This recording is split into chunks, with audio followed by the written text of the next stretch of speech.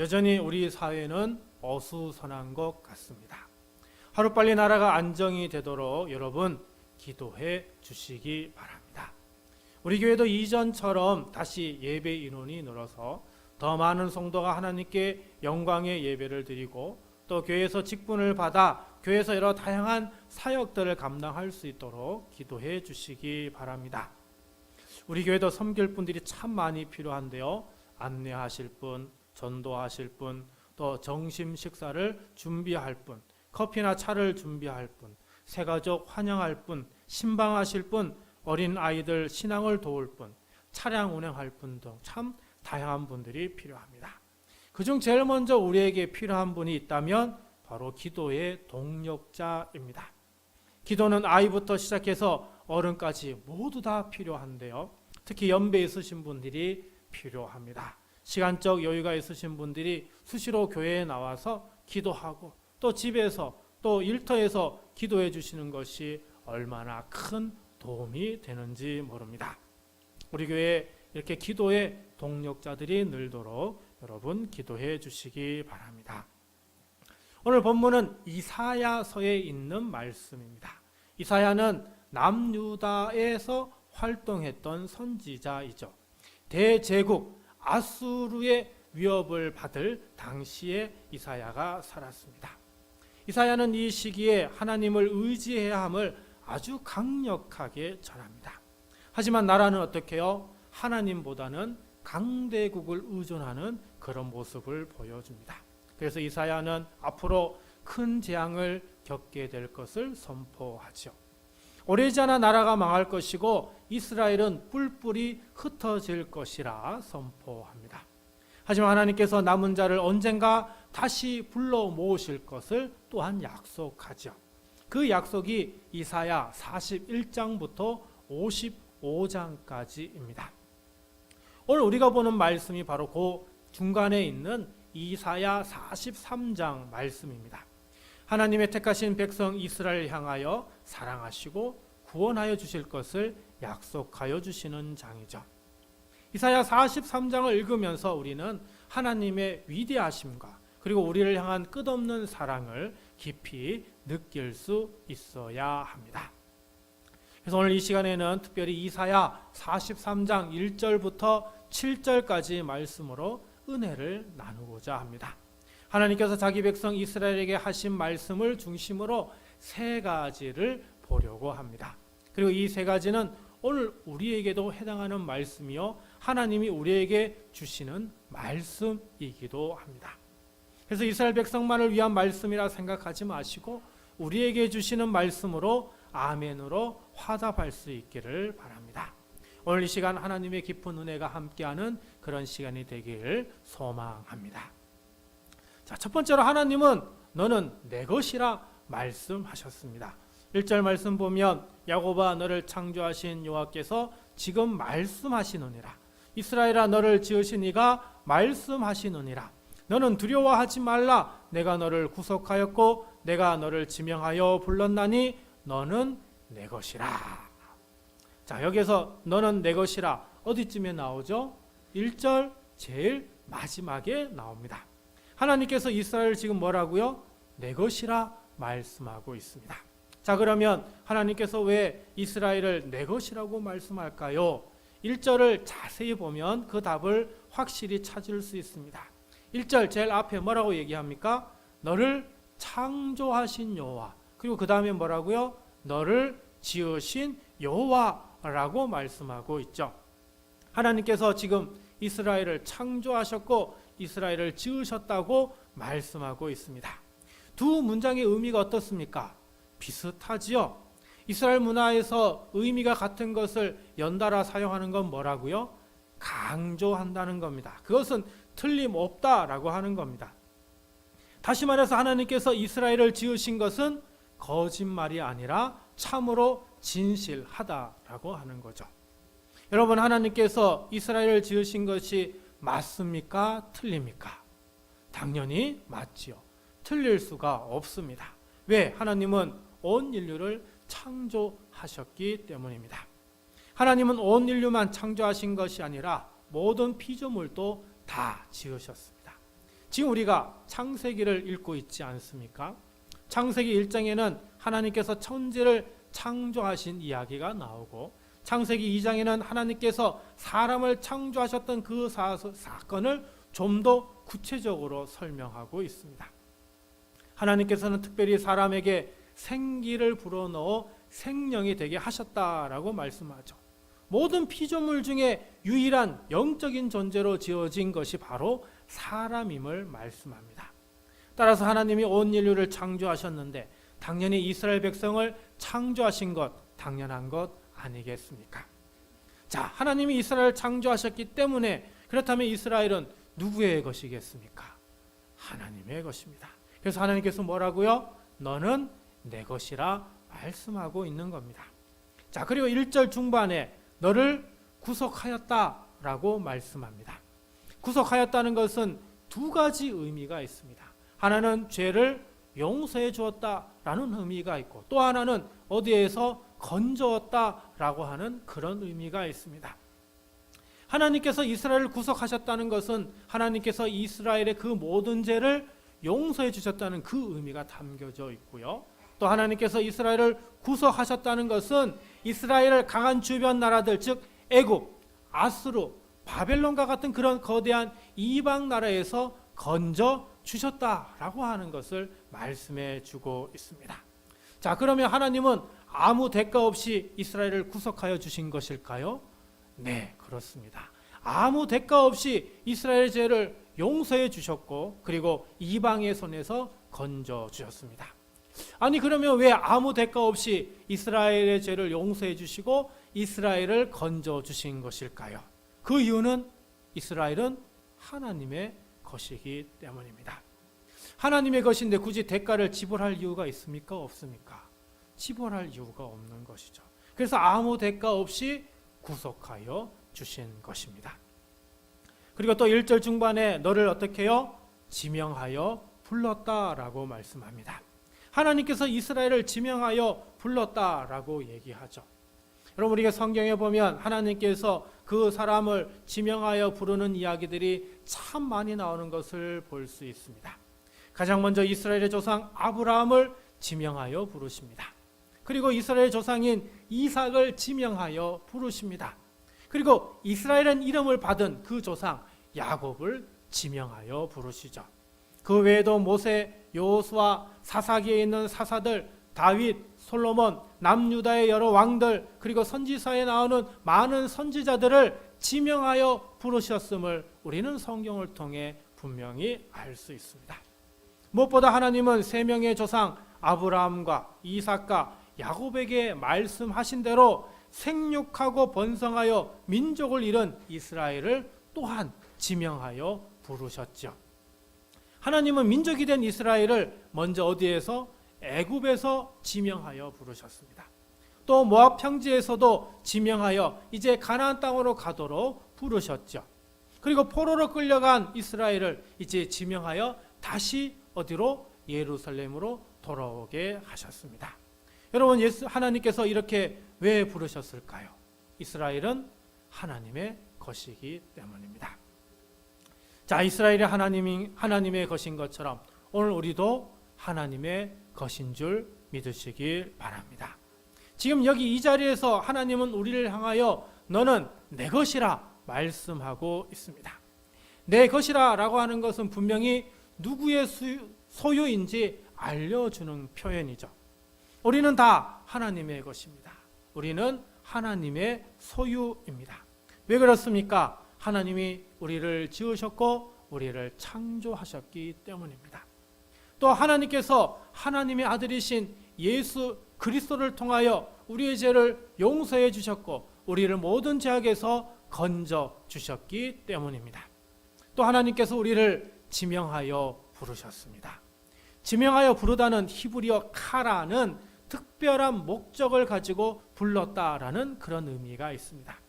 하나님께서 우리를 지명하여 부르신 이유, 그 특별한 이유는 우리가 하나님을 믿고 섬기는 그 교회에 나와서 예배하고 믿음 생활하여 하나님이 주시는 그 복을 누리게 하시기 위함인 것입니다. 오늘 우리가 이렇게 예배할 수 있는 것은 하나님께서 특별히 우리를 지명하여 불러주셨기 때문입니다. 그러므로 사랑하는 성도 여러분, 오늘 우리는 하나님께서 우리를 향하여 말씀하시는 너는 내 것이라 라는 그 말씀에 아멘, 주여 제가 여기 있나이다, 우리를 지명하여 불러주심에 진심으로 감사드립니다.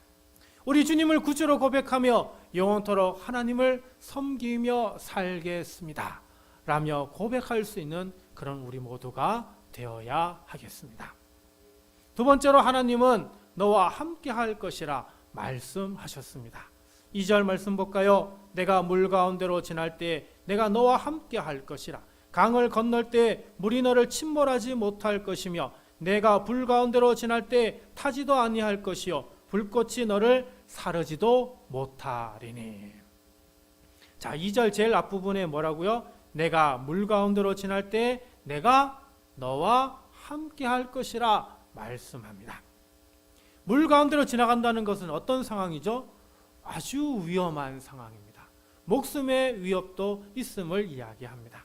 하지만 하나님께서 너와 이스라엘과 함께 하실 것이라 말씀하고 있죠. 이것은 무엇입니까? 위태로운 가운데 있지만 내가 너와 함께 하기 때문에 안전하다라고 하는 것을 말씀해 주죠. 사실 이스라엘은 2번이나 물 가운데를 지나간 적이 있습니다. 그리고 모두 무사히 안전히 건너게 되었죠. 한 번은 출애굽 때 모세의 인도로 홍해 한가운데를 지나간 사건입니다. 애굽을 탈출하여 가던 중 이스라엘은 홍해에서 꽉 막히게 되었습니다.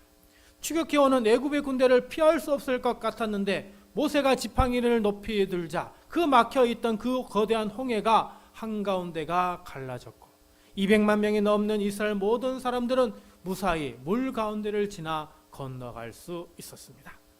또 가나안 땅에 들어갈 때 여호수아의 인도로 요단강 한가운데를 지나간 사건입니다. 출애굽 후 광야에서 40년을 보내면서 출애굽 1세대가 모두 광야에서 죽고 출애굽 2세대가 여호수아의 인도로 가나안 땅에 들어가려고 하는데 요단강이 앞을 막고 있었습니다. 보통 요단강은 수심이 깊지 않습니다. 깊어도 한 무릎 정도 올까 할 정도이죠. 그런데 곡식을 거두는 시기는 우기여서 비가 많이 내려서요 요단강의 물이 차고 넘칩니다. 그리고 물살이 너무나 세서 장 정도 이 물을 건널 수가 없는 그런 상황까지 되죠. 그런데 언약궤를 어깨에 짊어진 제사장들이 요단강에 들어서자마자 흐르던 물은 2갈래로 나누어지게 됩니다.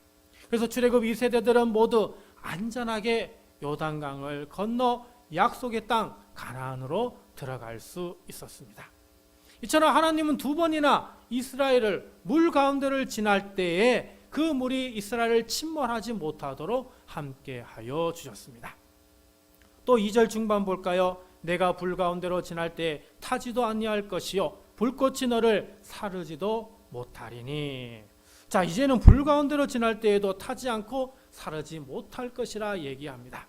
여러분, 불 가운데 들어가면 살아있을 수 있는 사람이 있습니까?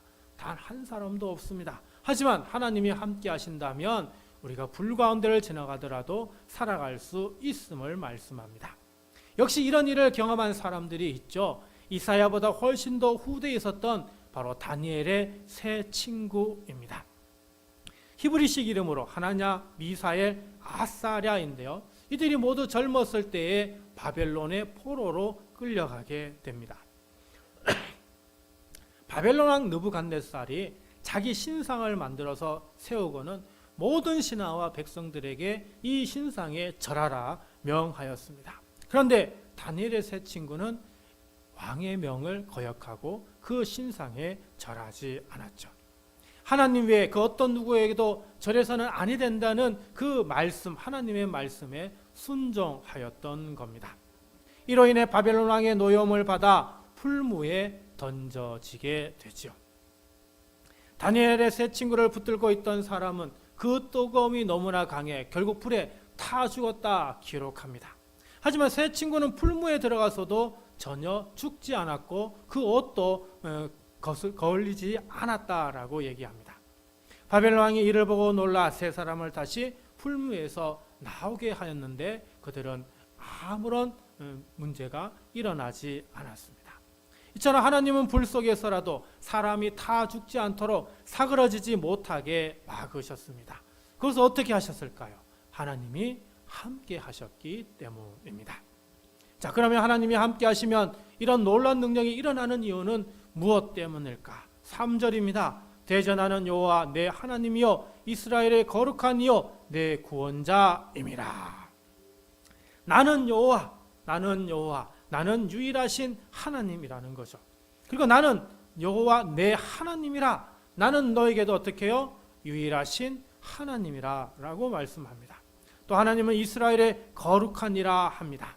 세상에 모두가 거룩하지 못하고 이스라엘 백성들도 거룩하지 못한데 하나님은 어떻게 해요? 이 세상에서 유일하게 거룩하신 분임을 이야기를 하고 그 거룩하신 분이 지금 어떻게 해요? 이스라엘의 거룩하신 분임을 말씀하고 있습니다. 또 구원자라 하십니다. 거룩하지 못한 이스라엘을 구원하실 수 있는 분임을 말씀하고 있죠. 이처럼 하나님은 유일하신 하나님이시며 이스라엘에게도 유일하신 하나님이십니다. 그리고 하나님은 거룩하신 분으로서 죄 가운데 있는 이스라엘을 구원하실 분임을 말씀하고 있습니다. 그러기에 이 구원하실 수 있는 하나님이 함께 하시기 때문에 이스라엘이 물 가운데를 지나가더라도 불 가운데 있다 하더라도 그들을 건지시고 그들을 구원하실 수 있는 것입니다. 사랑하는 성도 여러분, 하나님께서 이스라엘과 함께 하셨던 것처럼 오늘 우리와 함께 하여 주시는 줄 믿으시기 바랍니다. 하나님은 이 험악한 세상에서 삶의 극심한 위기와 고난 가운데 살아가는 우리를 그냥 내버려 두지 않으십니다. 하나님은 위험과 어려움 속에 살아가는 우리에게 직접 찾아와 주시고 우리와 함께 하여 주십니다. 하나님이 우리와 함께 하시면 우리는 두려움과 무서움에 떨 필요가 없습니다. 하나님이 우리와 함께 하시면 하나님은 우리에게 평안을 주시고 그리고 우리가 담대한 믿음을 얻게 하여 주십니다. 인생의 홍수와 같은 어려움이 올 때 하나님은 우리에게 힘과 능력이 되어 주시는 것입니다. 시편 23편 4절입니다. 내가 사망의 음침한 골짜기를 다닐지라도 해를 두려워하지 않을 것은 주께서 나와 함께 하심이라. 아멘. 하나님이 함께 하신다는 것은 우리와 깊은 연대를 가지고 우리와 동맹하심을 말씀하는 겁니다. 이것은 하나님이 잠시 잠깐 도와준다는 그런 의미가 아니라 하나님께서 지속적으로 꾸준히 함께 하여 주심을 말씀하여 주시는 것이죠. 그러므로 저와 우리는 우리와 끝까지 함께 하셔서 우리를 지키시고 보호하여 주시며 우리를 구원하여 주시는 그 하나님을 온전히 믿고 섬기며 살아가야 하겠습니다. 마지막 세 번째로 하나님은 너를 모으신다고 말씀하셨습니다. 4절 볼까요? 내가 내 눈에 보배롭고 존귀하며 내가 너를 사랑하였은즉. 먼저 4절에 하나님께서 이스라엘 향하여 어떻게 생각하셨다고요? 보배롭게 생각하시고 존귀하게 생각하셨고 그리고 끝까지 사랑하여 주심을 말씀합니다. 보배롭다는 것은 매우 귀중하고 가치 있게 여김을 얘기합니다. 존귀하다는 것은 사람의 인품, 능력 등이 다른 사람보다 월등히 높고 귀하게 만들어서 하나님께 그를 귀중한 존재로 만들었음을 얘기를 합니다. 그러니까 이스라엘이 하나님 눈에 보배롭고 존귀하다는 것은 하나님이 이스라엘을 어떻게 해요? 긍정적으로 받으심을 이야기를 합니다. 아니 그런데 어떻게 이스라엘 향하여 이렇게 말씀하실 수 있을까요? 분명히 이스라엘은 하나님을 제대로 섬기지 않고 심지어는 하나님을 외면하고 배반했는데 말이죠. 그래서 결국 하나님의 심판을 받지 않았습니까? 근데 지금 하나님께서 이스라엘 가리켜 어떻게 해요? 내 눈에 보배롭고 존귀하다라고 말씀합니다. 왜 이렇게 말씀하고 있는 걸까요? 이제 남은 자들이 자기의 신앙의 삶을 후회하고 회개하였기 때문입니다. 이제 열심히 하나님을 믿고 섬기기로 작정하였기 때문입니다. 그래서 남은 이스라엘 하나님이 보시니까 어때요? 보배롭고 존귀하게 여기게 되시는 것이죠. 그래서 하나님은 내가 너를 사랑하였은즉 이라며 하나님은 이스라엘을 사랑하심을 말씀하고 있는 겁니다. 5절부터 7절까지 말씀 볼까요? 두려워하지 말라. 내가 너와 함께하여 내 자손을 동쪽에서 오게 하며 서쪽에서 너를 모을 것이며 내가 북쪽에서 이르기를 내놓으라, 남쪽에게 이르기를 가두어 두지 말라, 내 아들들을 먼 곳에서 이끌며 내 딸들을 땅 끝에서 오게 하며 내 이름을 불려지는 모든 자 곧 내가 내 영광을 위하여 창조한 자를 오게 하라. 그를 내가 지었고 그를 내가 만들었느니라. 자, 사랑하는 자들에게 두려워하지 말라고 말씀하시면서 이제 남은 자들에게, 이제까지 힘들게 살아갔던 이스라엘 사람들에게 하나님께서 어떻게 하신다고 말씀합니까? 너희들을 불러 모으신다 라고 말씀하고 있습니다. 5절부터 중반 6절에 보면은 너를 동쪽에서 오게 하고 그리고 서쪽에서 모을 것이라 라고 얘기합니다. 동쪽과 서쪽은 아마 그래도 좀 자유가 있는 신분인 것 같습니다. 그래서 부르면 알아서 올 수 있는 그런 상황임을 보여주고 있는 것 같고요. 그런데 북쪽에게는 내놓으라 하시고 남쪽에게는 어떻게 해요? 가두어 두지 말라라고 얘기합니다. 이들 이스라엘 사람들은 지금 어떤 상황이에요? 자유의 신분이 아님을 얘기를 하죠. 근데 이 자유의 신분이 아닌 사람들 어떻게 해요? 그를 억압하고 있는 이방인들에게 직접 명령하셔서 이스라엘이 자유롭게 나올 수 있도록 하겠음을 하나님께서 강제적으로 하심을 말씀하고 있습니다. 자유로운 사람에게는 자유롭게 올 수 있도록, 자유롭지 못한 사람에게는 그 힘 있는 자를 하나님께서 명하셔서 내놓도록, 가둬두지 못하도록 친히 불러 모으심을 말씀하고 있습니다. 자, 5절부터 7절까지 말씀에서 하나님께서 말씀하시는 핵심은 뭘까요? 남은 자를 다 불러 모으신다라고 하는 것입니다. 모으다에 해당하는 히브리 원어 카바치인데 흩어진 것을 다시 하나로 모으는 강력한 회복의 행위를 말씀합니다. 이 말은 하나님이 적당히 모은 것으로 만족하신다는 말씀이 아닙니다. 예수님께서 누가복음 15장에서 잃어버린 양 비유를 말씀하시죠. 잃어버린 양을 끝까지 찾으시는 하나님의 마음을 우리에게 전하여 주는 비유입니다. 그렇습니다. 하나님은 어떻게 해요? 적당히 모으는 것이 아니라 남은 자 끝까지 그 한 사람까지도 다 불러 모으심을 말씀하고 있는 것이죠. 자, 그러면 하나님은 이런 이스라엘을 어디로 불러 모으실까요? 이스라엘 땅으로, 가나안 땅으로, 예루살렘이 있는 땅으로 불러 모으십니다. 왜 여기로 불러 모으실까요? 이스라엘에게 다시 영적 회복을 불러 일으키기 위하여 모으시는 것입니다. 다시 이스라엘이 믿음이 회복되고 믿음의 나라가 되라고 하시는 것입니다. 그리고 여기에서 멈추지 않고 아브라함에게 약속하셨던 것처럼 세상에 복이 되라고 말씀하시는 것이죠. 사랑하는 성도 여러분, 하나님은 우리를 불러와 주셨습니다. 이 무서운 세상 가운데서 하나님에게로 불러 모아 주셨습니다.